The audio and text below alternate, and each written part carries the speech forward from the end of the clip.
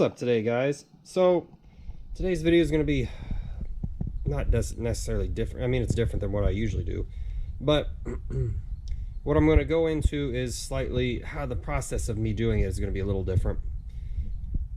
So I wanted to build a stand, as I bought a shot bag, which if you don't know what that is, it's a bag you fill with lead shot so you can use for pounding out fenders and stuff. Sheet metal, just for sheet metal work.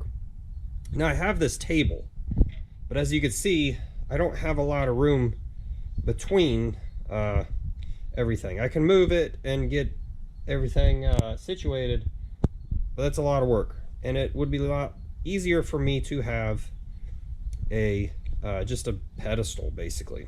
So I bought a 12-inch shot bag, and the cheapest one I found was, believe it or not, I just found one on Amazon, Googled it, and it came out to the yard store in Wichita, Kansas. So I bought one, had it shipped here. It was cheaper to do that than buy it on Amazon. I also bought some other stuff while I was on there because, you know, that stuff inevitably happens. So I got to thinking, well, okay, a pedestal would be nice. What do I have for a base? Building from the ground up, I have this old Model A axle tube. Someone may yell at me for cutting it up, but someone had already torch cut about a ½ inch higher than this, so I lopped it off so it was somewhat square, and I figured that'd make a good base. I got a little work to do. I might have to do to it, I should say, but this is a good start. So building upon this, I originally was looking for, got a gnat in here, a 2½ inch OD pipe. Well, 2½ inch doesn't fit this anymore because this is tapered, and when I cut it, from when I measured to cut it, it opened up quite a bit. So my next step was to get some tubing from work, which I got this, which is about 2-inch OD. So that kind of puts me at an issue with being loose here to here. So I bought some more metal off Amazon. However, I didn't want to find something that was about, I don't know, what is this? It was going to be like a ½ inch thick wall. So I bought this. So I'll put this to mount to that. Then I bought this to slip in here to mount to this, to reduce to that. Now the issue comes because this is fine. These two ODs aren't too bad. It's a little loose, but I can use some green tape and take care of that. My real issue comes into these don't slip together like they were supposed to. So I'm gonna have to turn this down a little bit till it slips in. I only need, like I don't even need 2 inches. 1 inch would probably do it. So I'll probably do that, and I only need about a ½ inch of this just to reduce to this, to keep this all, because I'm gonna weld here and then of course weld it there.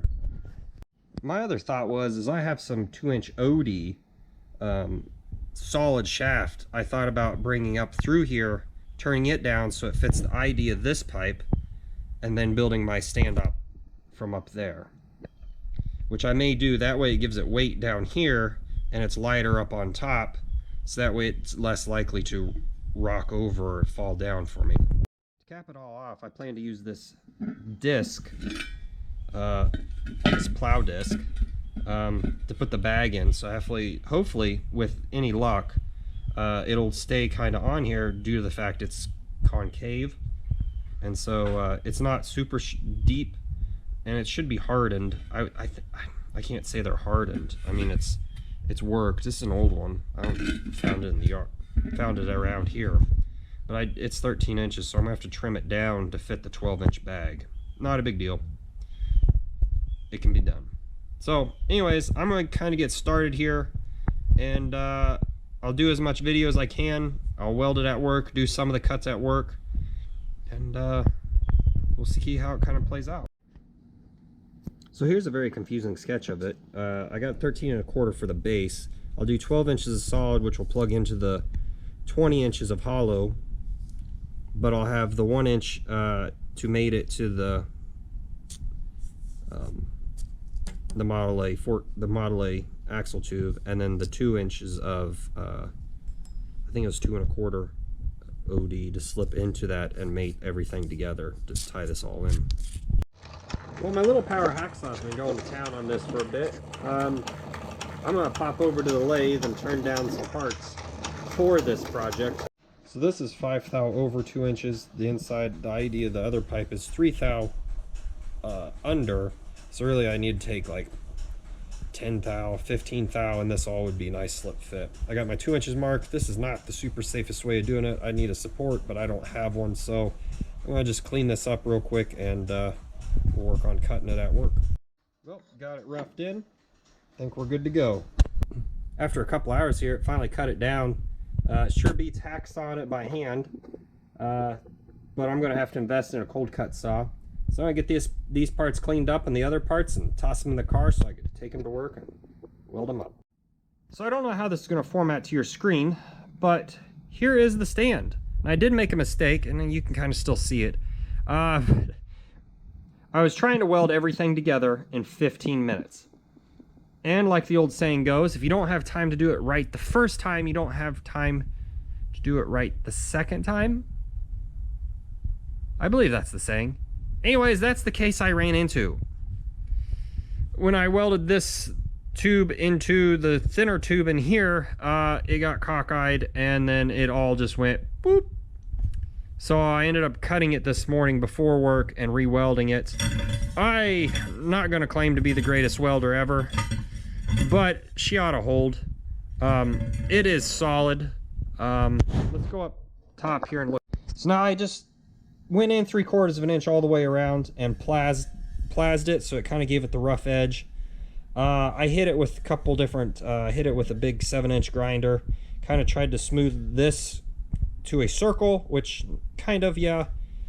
I'm hoping I don't need to put anything here. Maybe I could find like a rubber plug just to put there so it kind of bridges that gap. I still got a couple little nicks in it from when I plased because I was real shaky hands this morning trying to do this. I found a way that works pretty good when I was doing it, but it took me being at a certain way to do it. Nonetheless, here it is. It's welded. I kind of 36 grit this, hit this with some of that Blaze. I think it's Norton that makes it.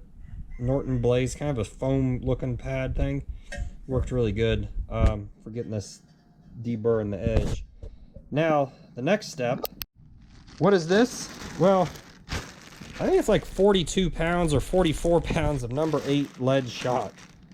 I gotta put that in my shot bag, which is not in here obviously.